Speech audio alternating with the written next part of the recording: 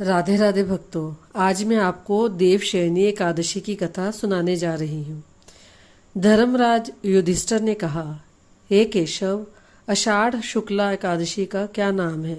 इस व्रत के करने की विधि क्या है और किस देवता का पूजन किया जाता है?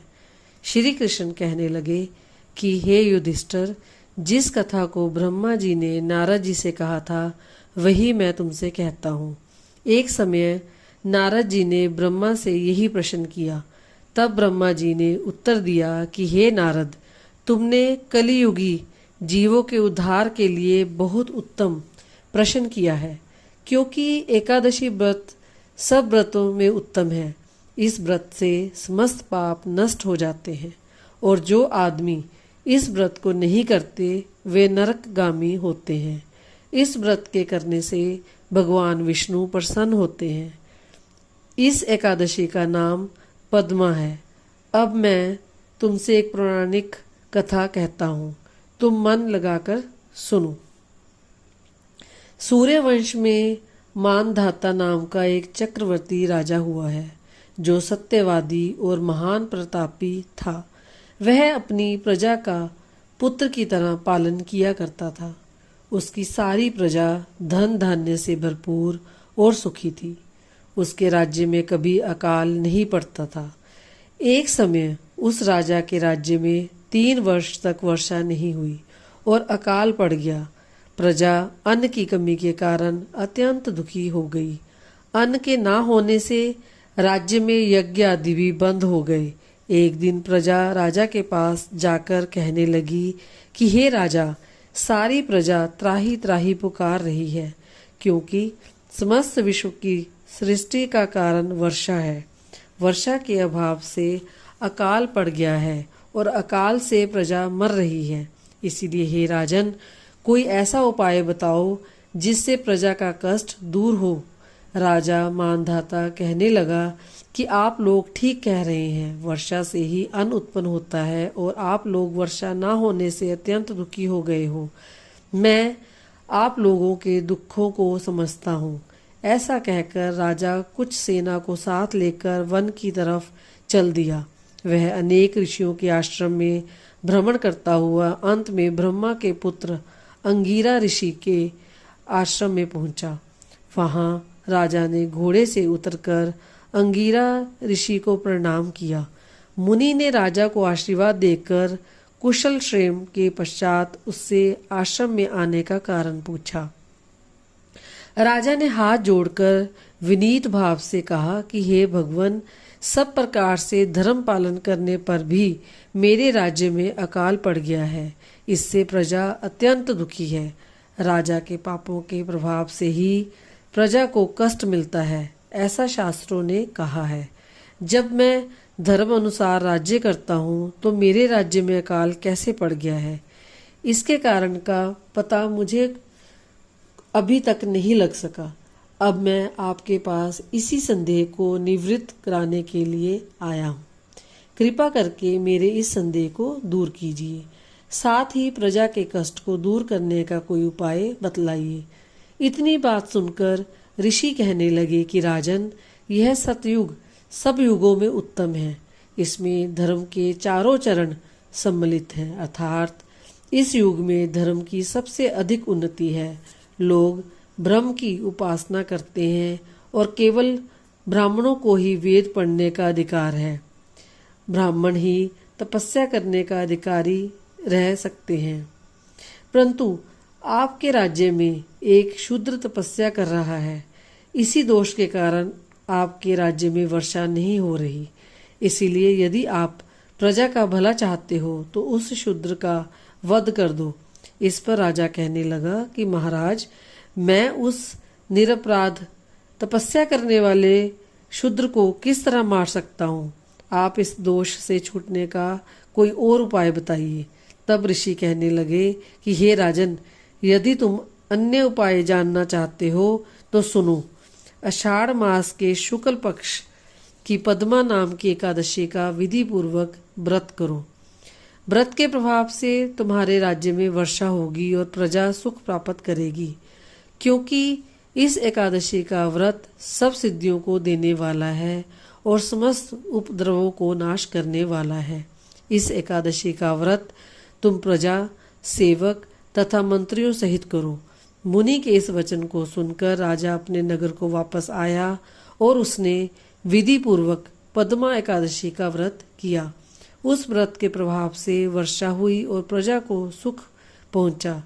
अतः इस मास की एकादशी का व्रत सब मनुष्यों को करना चाहिए। यह व्रत इस लोक में भोग और परलोक में मुक्ति को देने वाला है। इस कथा को पढ़ने और सुनने से मनुष्यों के समस्त पाप नष्ट हो जाते हैं। बोलो श्री विष्णु भगवान की जय। इससे आगे की कथा सुनाने जा रही हूँ। श्री कृष्ण बोले कि हे राजन, आषाढ़ शुक्ल पक्ष की इस एकादशी को देवशयनी एकादशी भी कहते हैं। चातुर्मास का व्रत इसी एकादशी से प्रारंभ होता है। युधिष्ठिर बोले कि हे कृष्ण, विष्णु के शयन का व्रत किस प्रकार करना चाहिए और चातुर्मास्य के व्रत भी कहिए। श्री कृष्ण बोले कि हे राजन, अब मैं आपको भगवान विष्णु के शयन व्रत और चातुर्मास्य व्रत की कथा सुनाता हूँ। आप सावधान होकर सुनिए। जब सूर्य कर्क राशि में आता है तो भगवान को शयन कराते हैं और जब तुला राशि में आता है तब भगवान को जगाते हैं। अधिक मास के आने पर भी यह विधि इसी प्रकार चलती है। इसके सिवाय और महीने में ना तो शयन कराना चाहिए और ना जगाना ही चाहिए। आषाढ़ मास की एकादशी का विधि व्रत करना चाहिए। उस दिन विष्णु भगवान की चतुर्भुजी सोने की मूर्ति बनाकर चातुर्मास्य व्रत के नियम का संकल्प करना चाहिए। भगवान की मूर्ति को पीताम्बर पहनाकर सुंदर श्वेत शैया पर शयन कराएं और धूप, दीप, नैवेद्य आदि से भगवान का षोडशोपचार पूजन करें। पंचामृत से स्नान आदि कराकर इस प्रकार कहें, हे ऋषिकेश, लक्ष्मी के सहित मैं आपका पूजन करता हूँ। आप जब तक चतुर्मास शयन करें, मेरे इस व्रत को निर्विघ्न संपूर्ण करें। इस प्रकार से विष्णु भगवान की स्तुति करके शुद्ध भाव से मनुष्यों को दातुन आदि के नियमों को ग्रहण करना चाहिए। विष्णु भगवान के व्रत को ग्रहण करने के 5 काल वर्णन किए गए हैं। देवशयनी एकादशी से यह व्रत किया जाता है। एकादशी, द्वादशी, पूर्णमासी, अष्टमी और करक की संक्रांति से व्रत प्रारंभ किया जाता है और कार्तिक शुक्ला द्वादशी को समाप्त कर दिया जाता है। व्रत के करने से समस्त पाप नष्ट हो जाते हैं। जो मनुष्य प्रतिवर्ष इस व्रत को करते हैं वह सूर्य जैसे दीप्तिमान विमान पर बैठकर स्वर्ग को जाते हैं। इस व्रत में गुरु तथा शुक्र उदय अस्त का कोई विचार अवश्य करें। यदि सूर्य धन राशि के अंश में भी आ गया तो यह तिथि पूर्ण समझी जाती है। जो स्त्री या पुरुष पवित्र होकर शुद्धता से इस व्रत को करते हैं वह सब पापों से छूट जाते हैं। बिना संक्रांति का मास मतलब मल मास देवता और पितृ कर्मों में वर्जित है। अब इसका अलग अलग फल कहते हैं। जो मनुष्य प्रतिदिन मंदिर में झाड़ू देते हैं, जल से धोते हैं, गोबर से लीपते हैं, मंदिरों में रंग करते हैं, उनको 7 जन्म तक ब्राह्मण की योनि मिलती है। जो मनुष्य चतुर्मास में भगवान को दूध, दही, घी, शहद और मिश्री आदि से स्नान कराते हैं तथा ब्राह्मणों को भूमि, स्वर्ण आदि दान देते हैं, वे वैभवशाली होकर अंत में स्वर्ग में जाकर इंद्र सुख भोगते हैं। जो विष्णु भगवान की सोने की प्रतिमा बनाकर धूप, दीप, नैवेद्य और पुष्प आदि से भगवान का पूजन करता है वह इंद्र लोक में जाकर अक्षय सुख भोगता है। जो तुलसी से भगवान का पूजन करते हैं या स्वर्ण की तुलसी ब्राह्मणों को दान करते हैं वह सोने के विमान में बैठकर परम गति को प्राप्त होते हैं। जो मनुष्य भगवान का धूप, दीप और गूगल से पूजन करते हैं उनको अनेक प्रकार की संपत्ति मिलती है और वह जन्म जन्मांतर के लिए धनाढ्य हो जाते हैं। जो मनुष्य चतुर्मास में पीपल के वृक्ष तथा भगवान विष्णु की परिक्रमा करते हैं और पूजा करते हैं उनको विष्णु लोक की प्राप्ति होती है। जो संध्या समय देवताओं तथा ब्राह्मणों को दीप दान करते हैं तथा विष्णु भगवान का हवन करते हैं वह सुंदर विमान में बैठकर अप्सराओं से सेवित होते हैं। जो भगवान का चरणामृत लेते हैं वह सब कष्टों से मुक्त हो जाते हैं।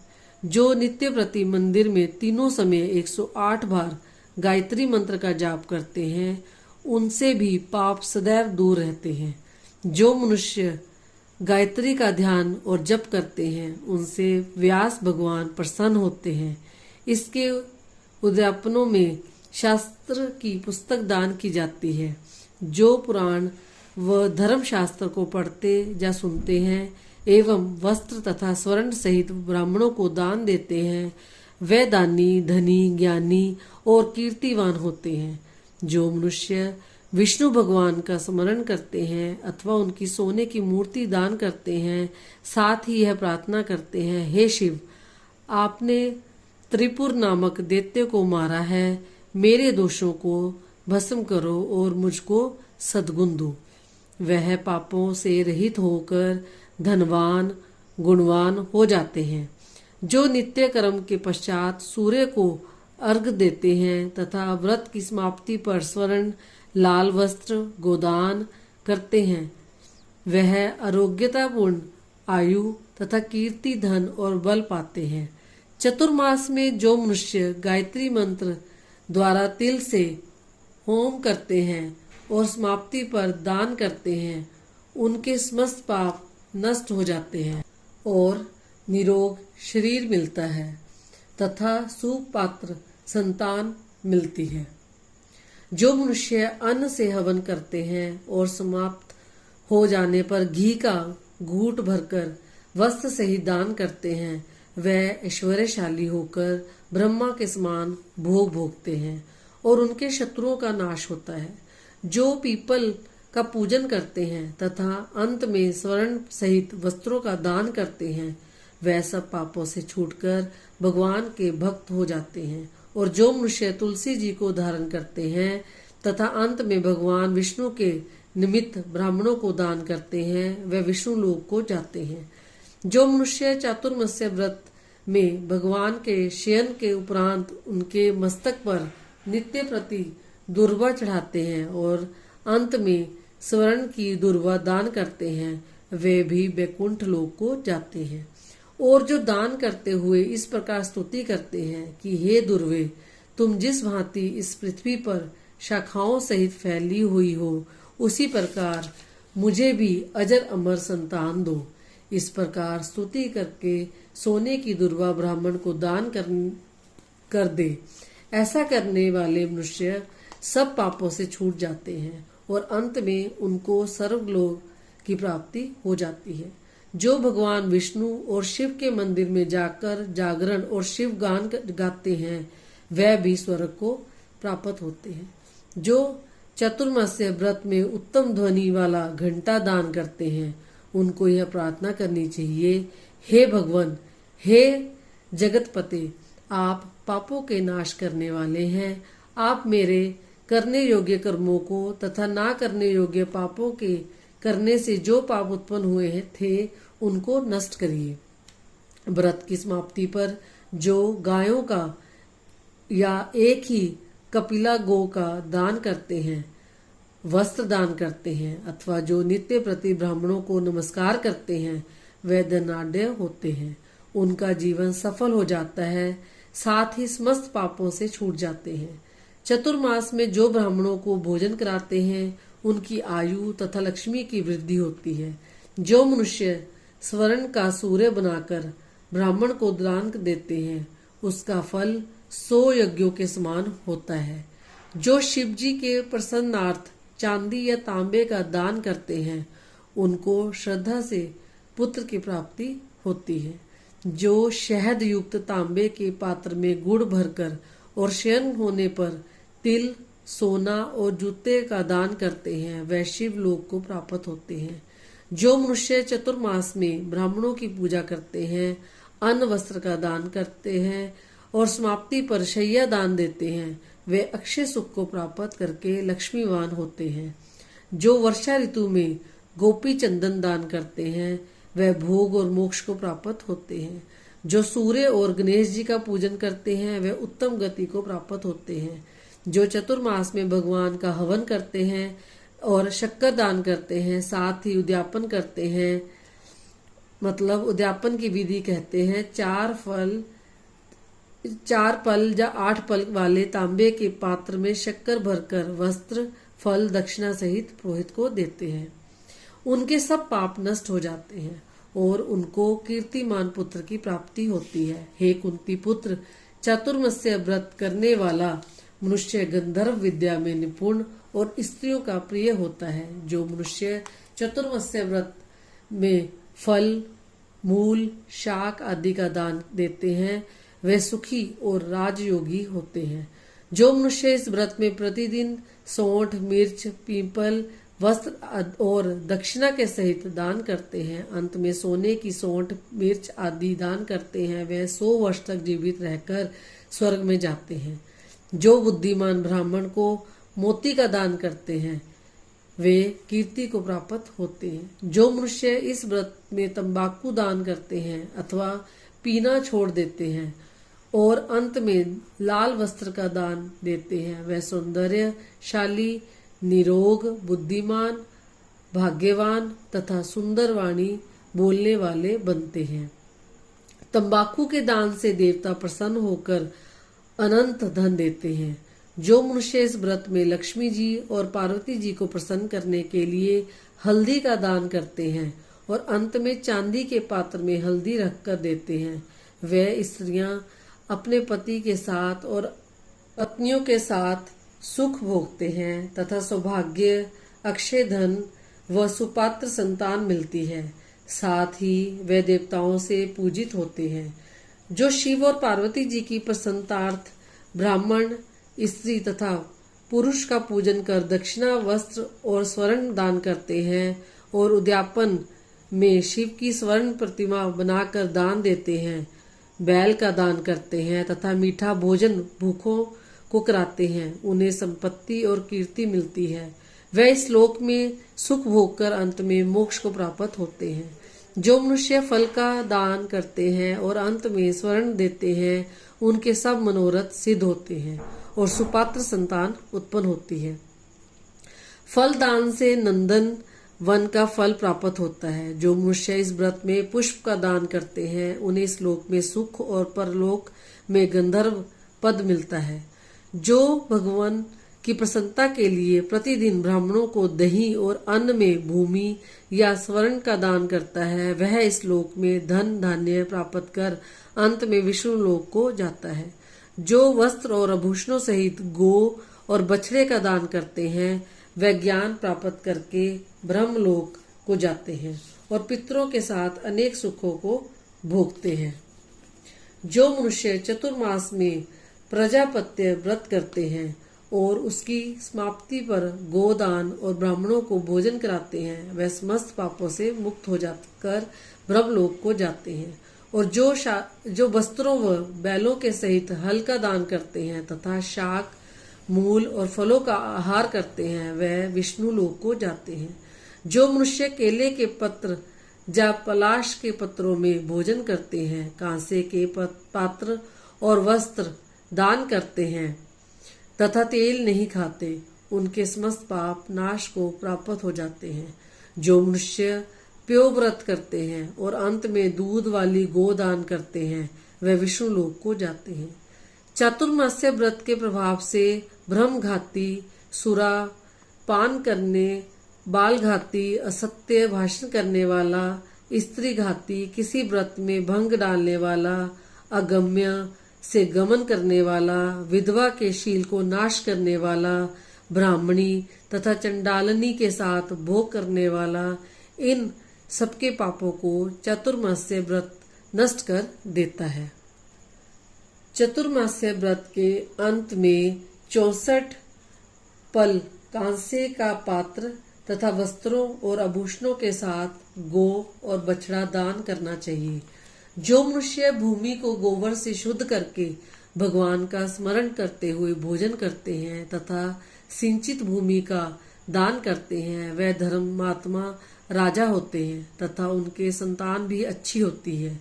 उनको किसी शत्रु का भय नहीं होता और अंत में स्वर्ग लोक को जाते हैं। बैल का दान करने से षट्रस भोजन मिलते हैं। चतुर्मास्य व्रत में जो नित्य प्रति जागरण करते हैं तथा अंत में ब्राह्मण को भोजन कराते हैं उन्हें शिवलोक की प्राप्ति होती है। जो एक समय भोजन करते हैं और अंत में निराहार रहते हैं और भूखे को भोजन कराते हैं, भक्ति पूर्वक भगवान का पूजन करते हैं, भगवान के शयन करने पर भूमि पर सोते हैं, जो मैथुन नहीं करते वह यशस्वी लक्ष्मीवान होकर स्वर्ग में जाते हैं।